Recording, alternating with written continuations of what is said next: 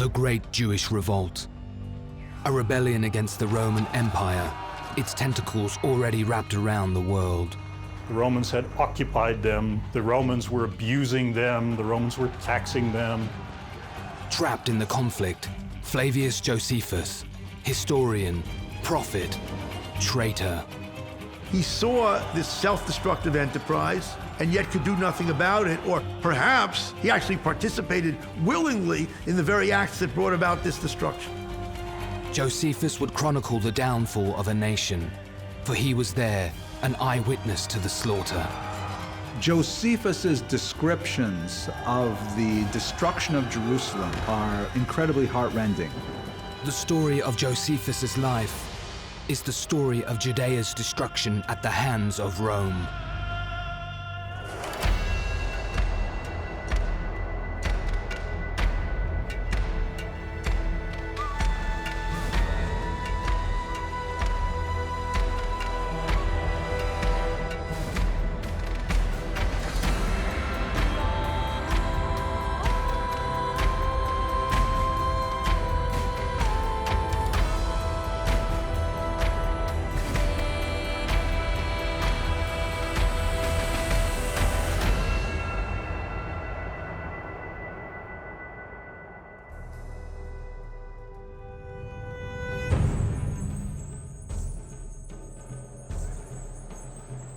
In 66 CE, the people of Judea, subjugated to over a century of Roman rule, rose in rebellion against the empire. There was little hope they could vanquish such a powerful foe, but years of resentment and religious zeal stirred many to believe that the Jews could throw off their oppressors. The story would be committed to the annals of history many years later by Flavius Josephus, a Jerusalemite self-exiled to Rome. The account, commissioned by the Roman Emperor Vespasian, under whose protection Josephus sheltered, would not only detail his defection, but the destruction of his own people and their temple. Josephus is a Jewish historian who lived in the 1st century CE. Josephus wrote 3 notable works. The first was an account of the Jewish War, the second was the Antiquities of the Jews, and the third is an autobiography, The Life, in which Josephus justified his own actions during the revolt against Rome. So Josephus gives us clear insight of somebody living in the 1st century, contemporary with the gospel writers, contemporary with the massive change in Roman politics, with the end of the Julio-Claudian dynasty, Nero's death, the reviving of the Roman Empire, somehow crossing cultural boundaries, Jewish, Hebrew, Aramaic, to write in Greek while living in Rome, and he makes himself intelligible to all of these people. But at the same time, he's an extremely gifted writer with a tremendous sense of drama and a tremendous sense of emotion that really carries across the page, such that his writing feels fresh even today, 2,000 years later.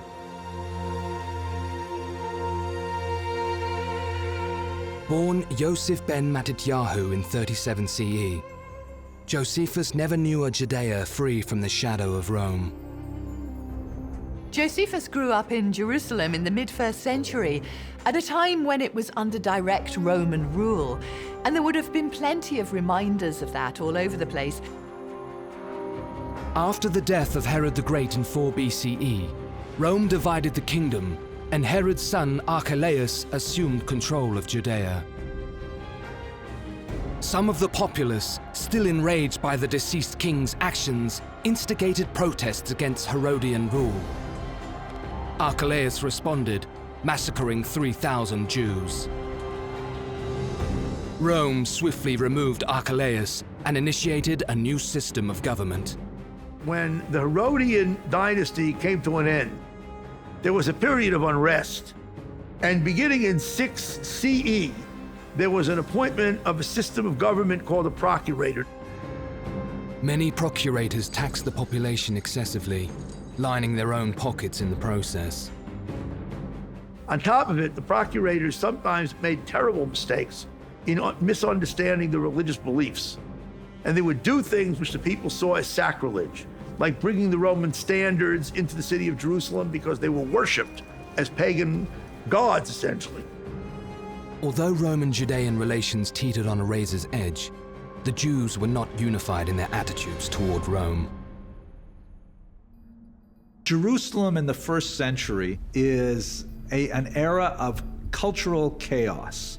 There are many different groups that are competing for Jewish allegiances. There's so many different competing and compelling visions of what God wants for the Jewish people and the world. Josephus is very proud of the fact that the Jews have philosophical schools, I think is the way he would prefer that we translate it. A number of places in his writings, including in his autobiography, he refers to a triad. He says there are 3 of them. Notions of Judaism were divided among the Pharisees, Sadducees, and the mystical Essenes, who isolated themselves far from the city. Josephus paints for us a picture of several different groups active in Jerusalem in the first century. We have the Sadducees, very much associated with the Romans and in favor of complete capitulation to their desires. The Sadducees were Jerusalem aristocrats who denied divine providence, conforming to the written law of the Torah alone. Their beliefs contrasted those of the Pharisees, who perpetuated oral interpretations of the Torah, applying new ideas to Jewish life. In Jewish tradition, they're the good guys. In Christian tradition, they tend to be the bad guys. Pharisee is sort of synonymous with hypocrite in the Christian tradition, but the reason that Jesus argues with them so much is because he's so close with them. Si è molto discusso riguardo ai farisei. Ci sono state le opinioni più diverse, ma sostanzialmente dobbiamo ritenere che fosse il gruppo religioso più importante all'interno del mondo ebraico. The Pharisees are the ones that have the trust of the mass of the people. People really like them. Why do they like them?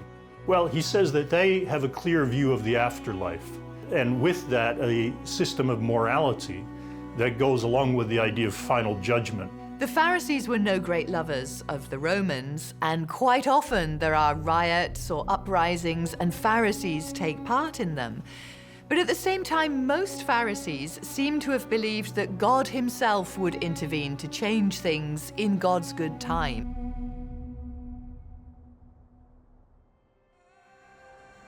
The Jews of Jerusalem believed that God resided in the temple, his sanctum on earth.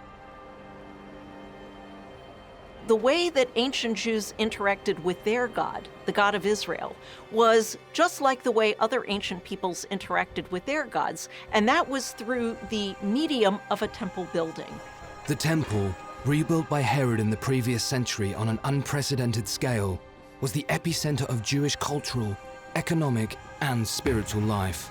The temple itself is functioning 24 hours a day, 7 days a week, as the focal point for the worship of the God of Israel for the Jewish people who are living not just in the land of Israel, but all around the ancient world. So where there were large Judean communities, they would make a pilgrimage to the temple. It was a constant array of sacrifices, the smell of animals being roasted in the ancient way that happened at altars outside temples everywhere. And in Jerusalem, it was on a grand scale. The temple for first century Jews was the most important place in the whole world. Other faiths had a variety of temples. Almost every city would have a temple. But what was really unusual about the Jewish faith was that there was only one temple, one God, one temple, and it was in Jerusalem. However, the Romans did not share the Jewish reverence for the temple. Around the time of Josephus's birth, the mad Roman emperor Caligula demanded that a statue of himself be erected within the holy site. Caligula was murdered by his own guards before the statue was installed. But the mere proposition of the act had stoked the embers of full-scale rebellion.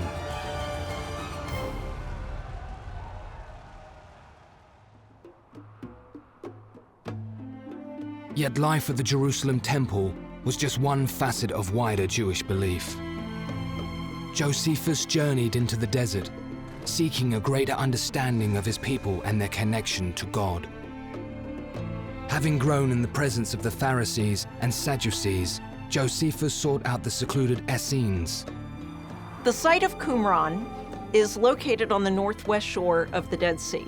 It is famous because the Dead Sea Scrolls were found in the caves surrounding the site. These scrolls, which we call the Dead Sea Scrolls, represent a corpus of literature that belonged to a Jewish sect that lived at the site of Qumran. As soon as these scrolls were found, a lot of scholars concluded that because of particular parallels between things that are in the scrolls text and things that are in the description of the Essenes, primarily in Josephus, that these must be the same group. The Qumran sect held alternative attitudes towards temple life. When he describes his encounter with the Essenes, we understand them to be some kind of like a very separationist sect who live out in this expansive desert, engaged in mystical, messianic speculations. They all shared their goods in common. They didn't fear death. They didn't seek pleasure or luxury in any way. They are very simple in their lives. They eat together. They look out for one another. And this was a kind of utopian society. And they believed that the current temple in Jerusalem was polluted, that the priests who served in that temple were impure and unfit to serve. And they awaited the day when they would regain control of the Jerusalem temple and institute the sacrifices as they thought it should be done. The Romans would destroy Qumran in 68 CE, but Josephus was unaware that he would soon journey to the homeland of those responsible. We read in Josephus' autobiography that he, at the age of just 26, is asked by the leaders in Jerusalem to go to Rome to help free, if he can, some Jewish priests. Josephus undertook the treacherous crossing of the Adriatic. During the journey, his ship was battered by a storm. Most all on board were drowned with the ship. But he somehow swam all night and was able to board another ship that picked up some survivors. And I think that gave him a sense that there was something special about him. He was saved for a purpose. He perhaps didn't know exactly what that was at first, but as his life went on, I think he became more and more convinced that God had selected him for a particular role. We really see Josephus's future in his depiction of that first mission to Rome in his 20s. He sees the civilization of an entirely different order. Rome has these massive structures where they're working with concrete, a technology that is not incorporated into Israel. They're still using quarried stone.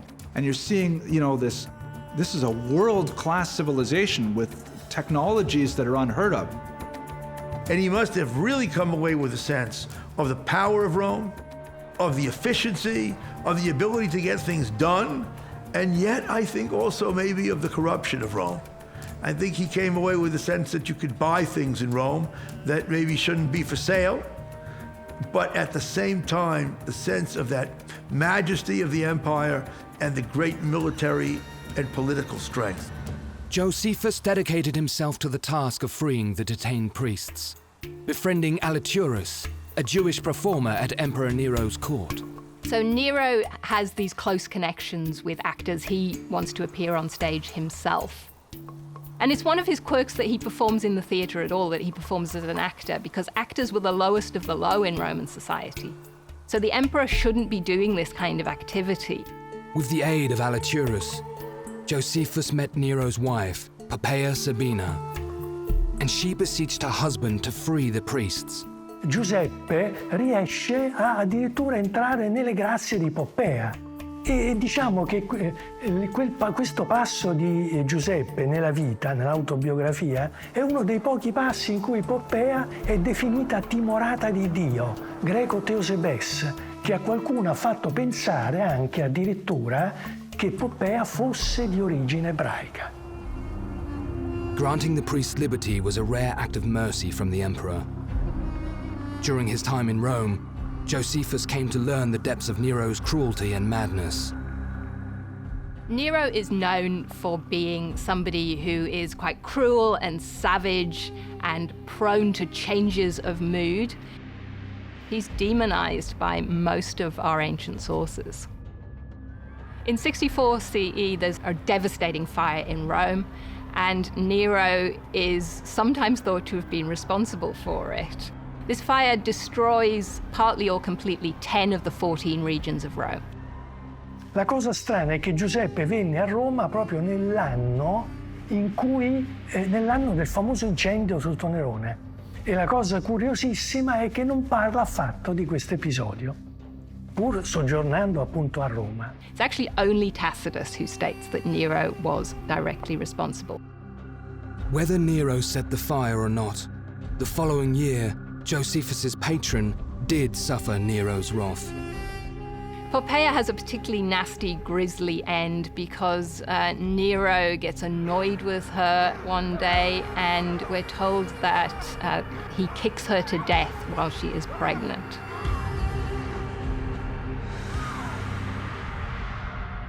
After 3 years in Rome, Josephus returned to a Judea in uproar. Whilst many Jews were moderate toward imperial rule, louder voices were stirring revolt. Quando Giuseppe ritorna a Gerusalemme, la situazione, secondo il suo giudizio, era incandescente. Era incandescente perché nazionalismi, fanatismi religiosi cominciavano a dominare anche le menti dei più moderati. Era una situazione in cui sicuramente c'erano elementi messianici di ostilità a Roma, ma il casus belli della circostanza era stato proprio il comportamento del prefetto romano Gessio Floro. The port city of Caesarea, established by Herod the Great around 25 BCE, was the Greco-Roman center of Judea, a melting pot where the country's Hellenic population intermingled with Jews, their cultures often clashing. Around 66 CE, the Roman procurators began forming policies that maligned Jewish practices. Some Hellenists seized the opportunity to harass local Jews. In one instance, committing a pagan sacrifice at the entrance of the synagogue, rendering it ritually unclean. The Jews turned to the procurator, Gessius Florus, seeking recourse and offering him silver to hear their case. Florus accepted the payment, then had the petitioners imprisoned. Heightening tensions, Florus then removed 17 talents of silver from the temple treasury in Jerusalem. The Jews took to openly mocking Florus, who responded by sending soldiers into the city.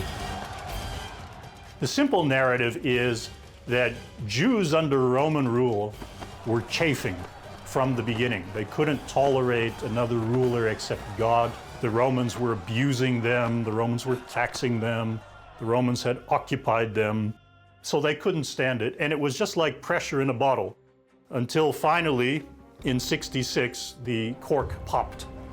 One group pushing for rebellion were the Zealots, an antagonistic party who believed that the temple had been infected by Rome. As an act of provocation, they cancelled all sacrifices devoted to Nero. The Zealots got their name for zeal, and they're really waiting for God to come and intervene and get rid of Rome. They think that if they take up arms and if they start the fight, God will come and finish the fight for them. The splinter group of Sicarii were even more extreme, committing a series of atrocities to force the population into open war against Rome. The Sicarii were urban terrorists who were so called because they used daggers. The Latin word for dagger is sica. They would sneak up behind the person they wanted to murder and whip out their dagger from under their clothing and stab them in the back. And Josephus calls that Sicarii activity. So they were full of confidence that if we rebel against Rome, then God will step in and help us no matter what the odds look like. Now, Josephus had just come back from Rome, and he had seen what the odds look like. I endeavored to put a stop to these tumultuous persons and persuade them to change their minds, laying before their eyes whom it was that they were going to fight. He was a moderate. He did not believe in the rebellion. He wanted to find a modus vivendi with the Romans. However, once the rebellion was underway, then he felt constrained to cast his lot with one side or the other, and he could not capitulate to the Romans. He sided with the rebels. When the Jews revolted, they set up a provisional government, and they divided the country into a series of districts which were put under the control of military governors. Josephus was appointed the military governor of Galilee. I think this was a huge step for Josephus, and I think he was probably carried away with this feeling that maybe the Jews could shake off Roman rule. Just as predicted, retaliation to the uprising came from the north, and Josephus's district of Galilee formed the first front. To quell the Jews, Nero appointed Vespasian, a veteran of wars in Britain and Germany. Vespasian gets into this war because of his apparently unthreatening nature to Nero. Vespasian is the most unexpected person to rise through Roman society. He comes from the second layer of Roman society. He's an equestrian, he's not a senator. His father was a tax gatherer, a much hated profession. So he didn't have any great bloodlines. He wasn't somebody who could possibly derail Nero, who was a scion of the Julio-Claudian family with great heritage. Vespasian was, however, seen as the right man for the job, and he brought with him Titus to battle the uprising. Titus is Vespasian's elder son, and he is taken on campaign with him. Titus is a kind of trustworthy pair of hands. He's seen as a good military leader. He's still a young man, but like his father Vespasian, he's seen as somebody who is fair and popular with the troops, which is becoming increasingly important in Rome. It's possible that Vespasian thought his mere arrival, with 3 legions and 60,000 auxiliary troops, would intimidate the rebels into submission. When Vespasian turns up in the province, he wants to get to Jerusalem, and so he wants to get rid of local resistance on the way, and it's done in a fairly brutal fashion. Vespasian and Titus began their march across the country, moving from west to east. Any city that opened its gates to the Romans was occupied, while those that refused were crushed. Eventually, the wider forces descended upon a town in Lower Galilee named Jotapata. Josephus has this reputation for being a coward and a weakling, but in fact, he's the only person we know in this conflict who put himself in harm's way very deliberately. Jotapata would become synonymous with the name Josephus. There, his reputation would be made, or in some eyes, broken. It's right on the top of a hill. 3 sides have sheer cliffs. There's only one way that's accessible, and it's also largely hidden by the surrounding hills. Josephus knew they couldn't withstand an extended siege. The township relied on a limited water supply. With 40,000 people inside the walls, they simply wouldn't last. The people are in a very well fortified town, but about to face an army that they can't beat. He writes back to Jerusalem and says, essentially, what should I do? If you want me to put up any kind of resistance here, please send an army for me to do that. But of course, they have no army to send. Now, he wants to run away, and they tell him, no, you can't run away, because we need you to stay and help us defend the place. In early June 67, Vespasian and Titus arrived, pitching their camp north of the town, its only accessible side. So you've got this display of these well-armed legionaries glinting in the sunlight, looking incredible and intimidating, even to another army, let alone a civilian population. They were systematically building their siege works, gradually hemming the Judeans in this town and making ready their last assault. Josephus persevered, engineering schemes to keep the Romans at bay. He had absolutely nothing at his disposal, no army. He's facing 60,000 of the finest, most professional soldiers in the world, and he has nothing. But he says, I still held them off. To give Josephus some credit, he does seem to be quite good at coming up with ruses to try and subvert the Roman activities, including at one point throwing water out the sides to try and persuade the Romans that they actually have vast amounts of water in the city, even though actually they don't. He says, I did everything possible, but hey, obviously after about 6 weeks, they overran the place.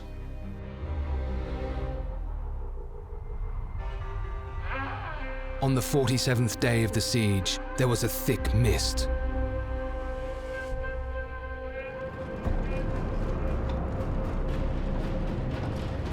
A band of Romans, led by Titus himself, made their final move against the walls of Jotapata.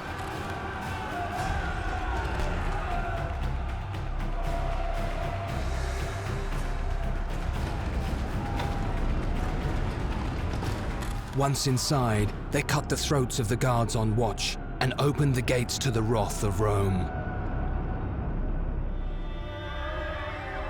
As the legionaries flooded into the city, they showed no mercy. The Romans so well remembered their suffering during the siege that they spared none, nor pitied any.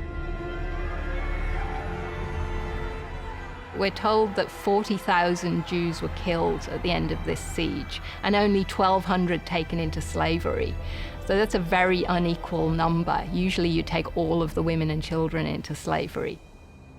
Josephus, however, managed to evade the slaughter. At the end of the siege, Josephus, along with 40 other men, found themselves in a cave hiding from the Romans. Now, Josephus decides he wants to just escape. Yeah, the Romans will get the other guys. What can I do? I'm the commander. I'm a big shot. I'm getting out of here, right? So they take out their swords and tell them, you're not going anywhere. And the other people there suggested that they kill themselves rather than hand themselves over to Rome. Josephus wasn't very keen on that, though. He was much more of the opinion that they should simply give themselves up.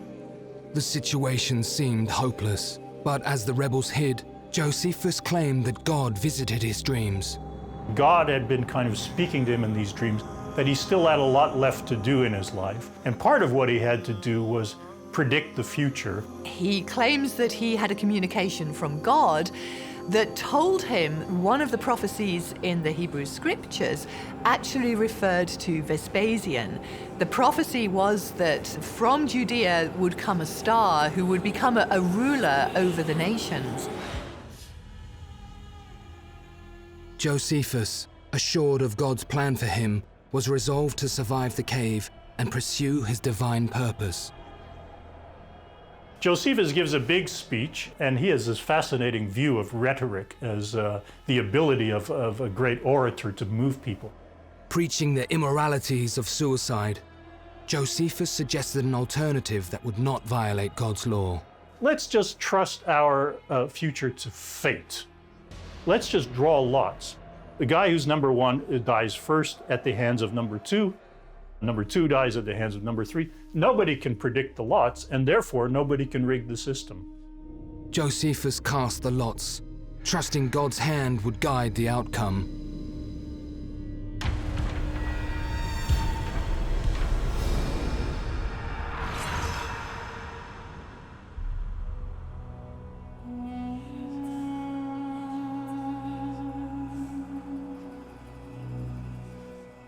You'll never guess what happened.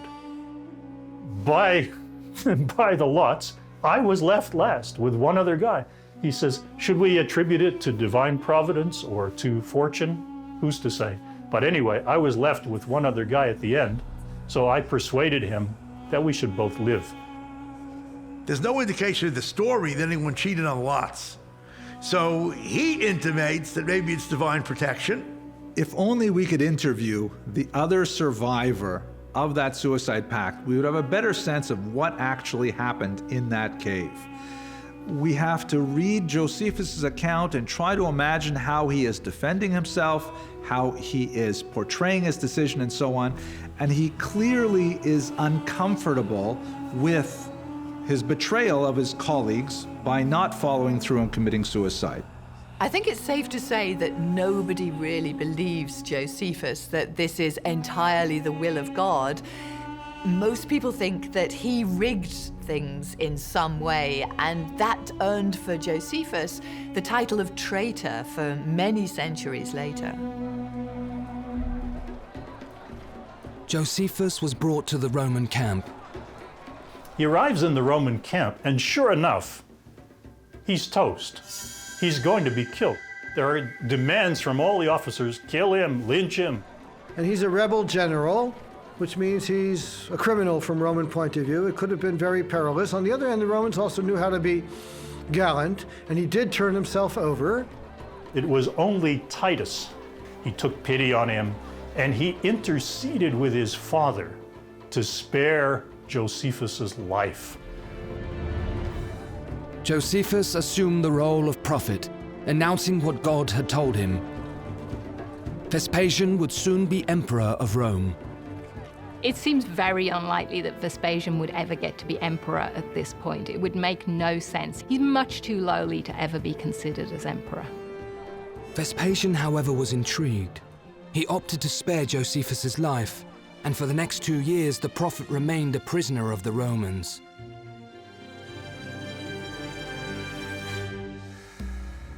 In Rome, Nero was later accused as an enemy of the people and attempted suicide. But losing his nerve, he forced his secretary to perform the task. Suffering a power vacuum, the Roman Empire was fractured as powerful men sought the imperial robes. And so began the year of the 4 emperors.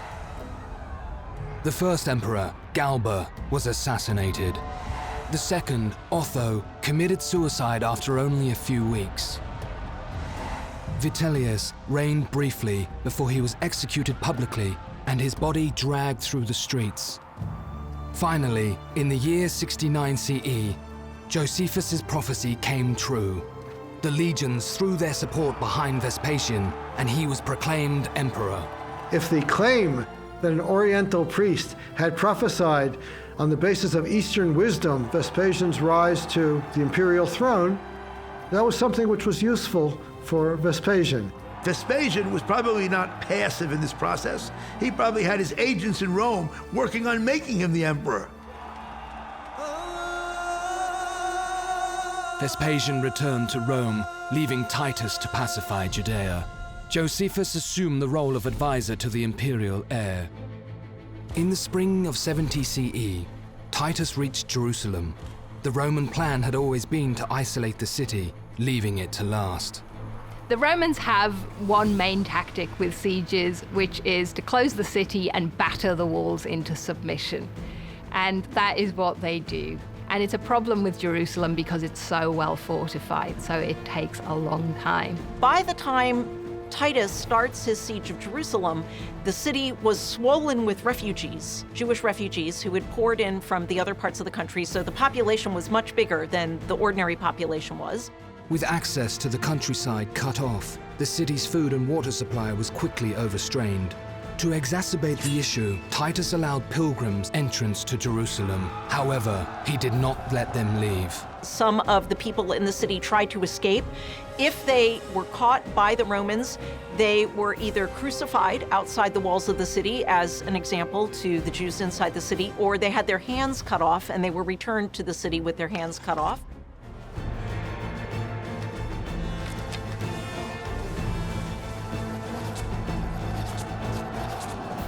Some people start pushing for surrender, other people start pushing for all the more strict adherence to God's will, which is, of course, rebellion against Rome. And if we all were really consistent enough, of course, God will have to step in at the last moment. The city was divided among different rebel factions. that were fighting among themselves. So they were actually killing each other off and fighting for control. These were really bloodthirsty factions. Among those clashing for dominance were the Zealots, who had lost sight of their common enemy. On the one hand, they were fighting over who would lead the revolt, but who would lead the revolt is the ones that control the temple. So you have this constant battling over the temple, and these groups are killing one another, and they're killing one another as much or more than the Romans. In fact, Vespasian's advice at first is simply to leave them at it because they're going to kill themselves off. They don't need any Roman intervention.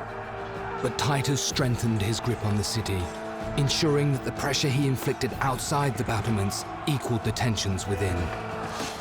Now, during Titus's siege of the town, things reach a real head because these factions are fighting with each other, and each of them is guarding the gate so that nobody leaves. Anybody caught by the rebel leaders inside the city who was trying to escape was punished. And there's a point where Josephus describes even an instance of cannibalism. Josephus even tells us a story about a woman called Mary who was driven to such extreme of hunger that she ate her baby, her child. And that for him is the most horrific thing in the entire siege. Jerusalem's state of famine intensified when the desperate rebels set fire to their own food stores. If you could create a situation where there's no food, they would have no choice but to attack as opposed to simply defending. We have to force God's hand. The situation has to become really, really dire before God is going to move in, so let's move things along. Now, you could make a case, considering the nature of the water supply and other things like that, that they could have just stayed there forever until the Romans got tired. But they weren't going to do it. There was no food anymore. They had no choice but to attack the Romans.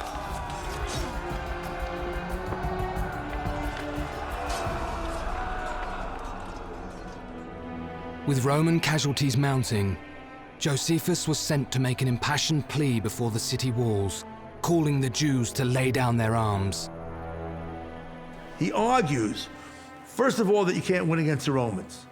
Second of all, that God must be on their side. Third of all, that the job of the Jews to protect themselves and their temple requires that they surrender to the Romans before being totally destroyed. Josephus reached into Jewish doctrine, appealing to his people's deep sense of history. The biblical story shows us that we have never prevailed when we have taken up arms, and that, in fact, when we haven't taken up arms, we have always achieved peace. We don't really need to rebel because we could, in fact, live well as Jews under Roman rule. God is our protector. God will look after us, so surrender to the Romans. But all his words fell on deaf ears, and Josephus was wounded making his escape.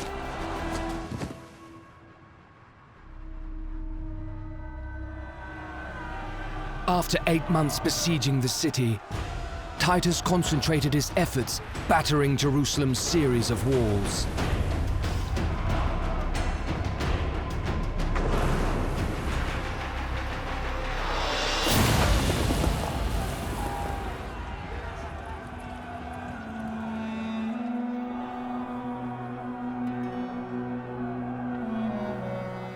They went through that wall with battering rams and then began to slaughter like crazy. The Romans, you have to imagine, a highly trained army, weaponized, battle-hardened, frustrated with this long, drawn-out war in this desert country, came in and slaughtered the local population. And Josephus actually writes about the Romans breaking the sidewalk over the sewers so as to be able to kill the people beneath them, and sections of such sidewalk pavement have been found, which were deliberately broken from above.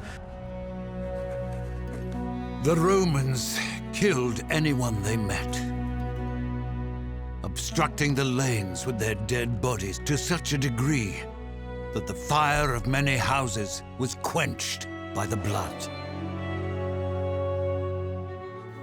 Josephus's descriptions of the destruction of Jerusalem, of the environment in Jerusalem prior to the burning of the temple, are incredibly heartrending. And you feel not only his own artistic talent, but his deep emotive connection to his compatriots in Jerusalem. Ecco, sulla distruzione di Gerusalemme lui ha parole di grandissimo lutto e dolore, questo non c'è dubbio. La descrizione che fa nell'autobiografia delle rovine, delle macerie, è veramente impressionante e denota sicuramente che già in età matura egli ha ancora serba in sé il ricordo di questo dramma infinito. There was rampant killing, stealing, rape, and only when Titus got into the city did he stop his men. Titus himself had not intended to destroy the city. He wanted to take the city and keep it as a jewel for Rome and, reestablish it on a sounder footing. The Roman soldiers overcame the various rebel factions, hacking their way toward the temple.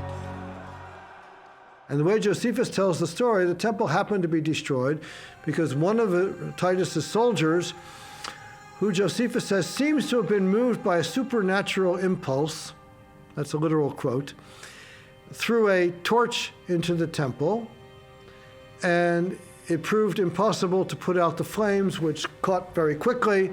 And by the time Titus heard of this, and he was, of course, very distraught about this, but he couldn't do anything about it, the flames had gone so far that they could not be put out.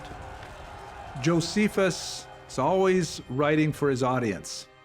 And we should understand that the destruction of the temple in Jerusalem would have been akin to destroying a great historical cultural monument for the Romans, something which they were loath to do. In general, Romans valued and respected antiquity. According to Josephus, Titus's opinion was that we should under no circumstances destroy the temple. It's not the type of thing civilized people will do. It's not a pious thing to do. Which of course leaves the question, so how did it happen that the temple was destroyed? Because Titus was the commander-in-chief. This magnet for Jewish love was finished. And it's even more than that, because in ancient thinking, every people was tied to its place of origin. And this was the place of origin of the Jews. So all of that was, in an instant, ended. According to Josephus, 1.1 million people were killed and 550,000 were taken into captivity. It was rampant slaughter.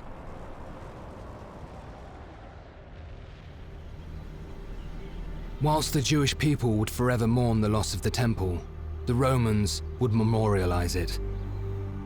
The Arch of Titus is built at the edge of the Roman Forum, and it's an arch put there by Titus's brother Domitian. The Arch of Titus shows the Roman soldiers carrying away the great religious objects of the temple. Now we have to remember that in ancient times, when you sacked the temple, you carried away its gods. Now, of course, the Jews don't have any gods because the Jewish God was understood to be invisible, something that the Romans thought was insane. How could anybody have an invisible God? But nonetheless, they thought he was invisible, so they didn't have any statues. So what could you carry away? You could carry the lampstand, you could carry the incense altar. All of that stuff is shown on the Arch of Titus, which commemorates the carrying away of the temple treasures of Jerusalem as if it was the God being led into exile in Rome.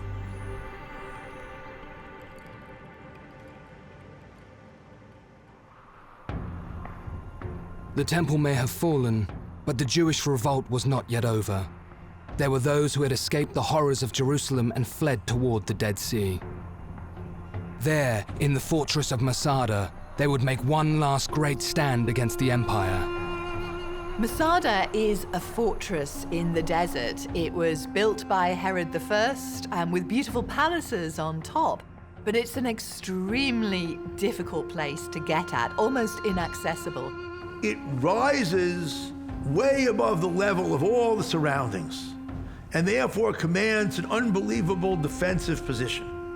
In order to mop up the last pockets of Jewish resistance, Titus and Vespasian sent an elite force to Masada in 73 CE. The 10th Fretensis is a legion led by Lucius Flavius Silva, and they've had various achievements. They've been a successful legion around the Roman world.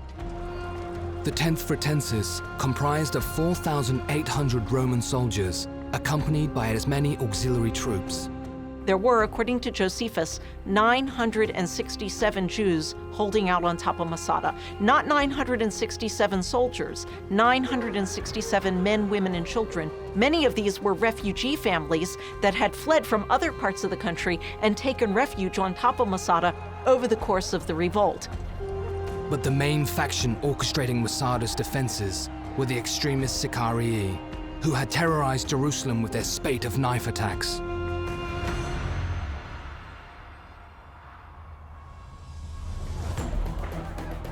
Arriving at the base of the mountain, Silva set his force to work immediately, setting up camps and forging a wall over 3.5 kilometers long that encircled the rebels. The idea is to seal off the mountain, to make sure that nobody can escape and nobody can get in to help the besieged.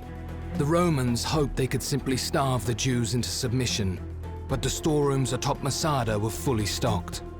The Jews on top of Masada could hold out for years, whereas the Romans at the base of the mountain had 8,000 soldiers, plus slaves, plus servants, and they had to bring, through long supply lines going great distances, food and water for all of those every single day. Flavius Silva needed the siege to end quickly, and he would move heaven and earth to achieve his goal. The Roman soldier, we think of them as a fighting force, and they are a very experienced and efficient fighting force. But in order to do that in all the regions of the Roman Empire, they have to also be engineers. He ordered his men to construct an artificial ramp, an assault ramp, going up the western side of the mountain.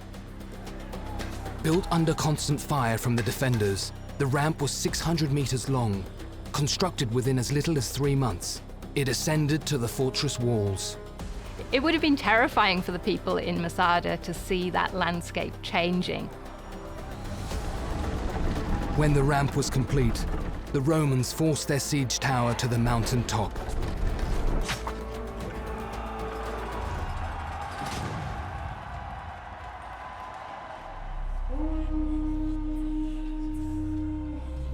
When he entered Masada, Silva was met by a sea of corpses. The inhabitants, persuaded by the Sicarii, had taken their own lives.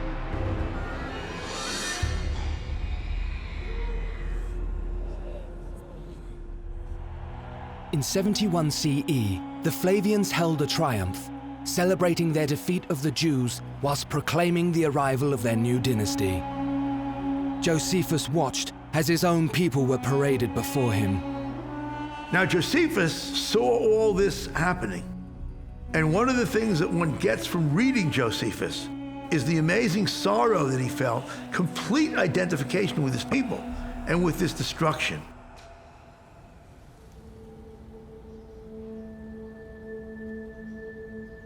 This triumph, however, became the basis of a whole new Roman regime. So now the Flavians have come to power, and they use their supposed conquest of a foreign people as their kind of badge of credibility.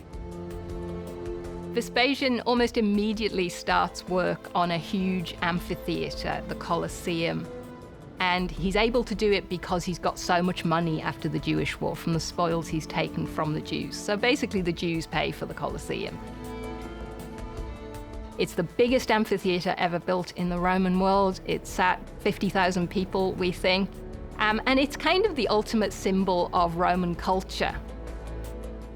It's actually finished off by Titus, so Vespasian never gets to see the finished version of the Colosseum. And it becomes emblematic of their dynasty. And remember, they are a dynasty who's come from nowhere. So this is a great gift to the people of Rome that puts their stamp on Rome. But monuments were not the only way that the Flavians would announce themselves to history. Vespasian commissioned Josephus to write a full account of the Jewish war. From a Roman point of view, this is the story about the amazing success of Vespasian and his son Titus. It's the legitimization of his entire dynasty. Even in the most devastating descriptions of slaughter, Josephus usually finds a way of excusing what Vespasian or Titus have done. They didn't intend to burn the temple, those kind of lines. It was an accident. Josephus adopted the Flavian name. He was given a pension and provided with a residence that had once belonged to the imperial family, where he would write further chronicles of Jewish law. Josephus is writing partly for Romans, to tell them about Jewish history and to try and get them to see the more positive side of Jews and their faith. But he's also probably writing for Jews as well, telling them how to present themselves to the Roman world. Only select Judean factions had been responsible for hostilities toward Rome.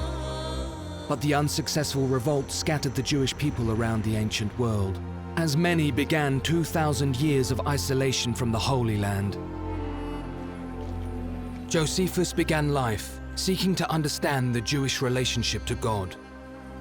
When the world opened to him, he witnessed the power of Rome and the futility of resisting it. He saw this self-destructive enterprise and yet could do nothing about it, or perhaps, depending on how you read his sources, he actually participated willingly in the very acts that brought about this destruction. Josephus has gone down in history as a traitor to the Jewish cause because, in the end, he gave himself up alive to the Romans rather than following the suicide pact at Jotapata. And so what he tries to do through his works is to try and make amends for the Jewish revolt, to try and restore the good relations between Jews and Romans through works now rather than through the sword.